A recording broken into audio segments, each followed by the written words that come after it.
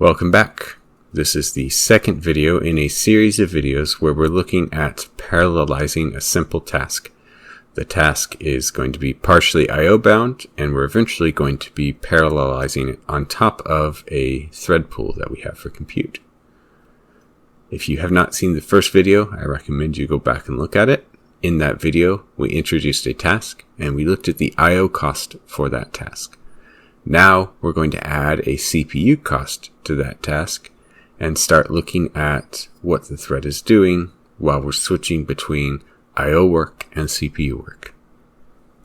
The code for today is not much different than the code we looked at before. We're still reading in 100 files, and now we're going to do a little bit of processing on the data that we read in. Before, we simply called read. Now we're going to call count 17s. Count 17s is just busy work. This is meant to consume the CPU for a moderate amount of time. It simulates what you might actually be doing with the data. For example, parsing the data into some kind of data structure or running some kind of transformation on the data. So let's go ahead and give this a run. Before we give this a run, we have to make sure we empty our standby lists so we are not hiding the I/O cost.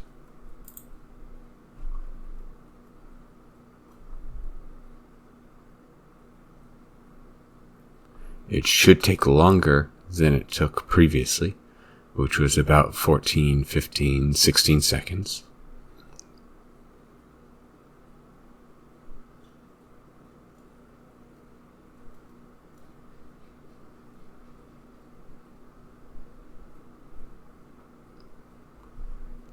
Alright, it took about 23.5 seconds. We have added around 8 seconds of CPU work. In addition to this count 17s method, I have added this tracker where I am tracking what state the thread is in. And with this, I can create a visualization where we can look at what our thread is doing as our program is running. So let's go ahead and look at that visualization now. So this gives us a snapshot into what our thread is doing. And we can see our thread is going back and forth between two states, an active state and a blocked state. There is a third color for idle, but we are not using that yet. And the blocked state is going to represent when we are waiting for the disk to read data in. Our thread is blocked. It cannot actually do any work because we're waiting for the CPU. The active state is when we're actually able to crunch some numbers and get some work done. So we keep toggling back and forth between the two states because we keep reading in another chunk of data, and then we process that data. Sometimes the I/O is a little slower, sometimes it's a little faster. It likely depends on numerous factors, but for example, the disk may be reading in a page worth of data at a time, which might be larger than the 1 megabyte buffer we're asking for. Future reads can then go from that existing page that's already loaded, and they don't have to actually physically read data from the disk, or it could just be locality, or maybe we get a slow spike because the antivirus or some other thing on the operating system made a disk request while our program was running. Plenty of reasons for speedups and slowdowns in both the CPU portion and the I/O portion. These thread states that I have here, active and blocked, are not entirely fictional. I am measuring them rather crudely by just recording the timestamp right before I make an I/O call and right after I make that I/O call. And that's how I record how much time I spend in the blocked state. However, the OS really does have different states for threads, and it is switching these threads between the two states. If we look at Windows, they have a number of states for threads. The two that we really care about are waiting, which is telling Windows that this thread is not runnable. It's waiting for something to happen. In our case, it's waiting for the disk to come back and say that it finished reading the data.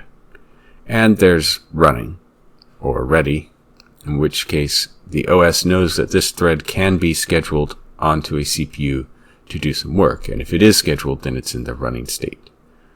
So our visualization here is an approximation of those thread states.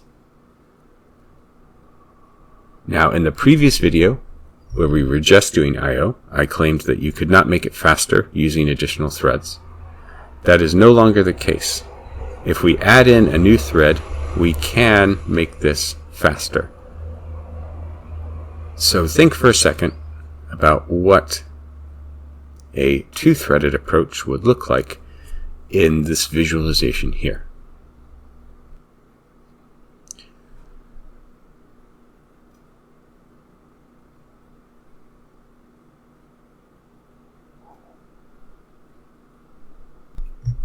Ideally, we can get something that looks like this. We have two threads. One is our I/O thread, which is constantly making reads. And the other thread is our CPU thread, which is going to take in each block and crunch numbers on it. So in this case, we can be crunching the numbers for the block that was previously read while we're reading the next block. Those two things can happen at the same time. And then all of our number crunching, since we had 8 seconds of number crunching, which is less than the 16 seconds of I/O, can be done while our I/O is running, and ideally we'll get right back to that 15-16 second runtime, because the only amount that we're going to extend the total runtime by is the amount that's required to process one chunk's worth of data, which should be quite small. So in our next video, we will go ahead, add a second thread, and see if we can get this kind of parallelism.